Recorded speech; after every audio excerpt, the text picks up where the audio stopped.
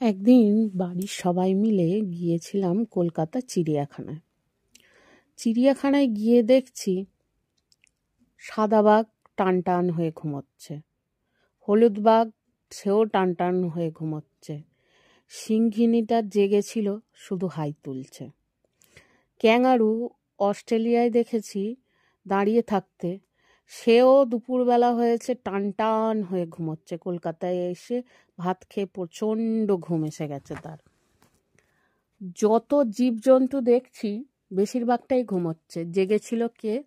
জিরাফটা জেগেছিল, জেব্রাটা জেগেছিল, গন্ডারটা আস্তে আস্তে হাঁটছিল, কুমিরগুলো টান টান হয়ে রোদে ঘুমোচ্ছে, সাপও টান টান হয়ে ঘুমোচ্ছে।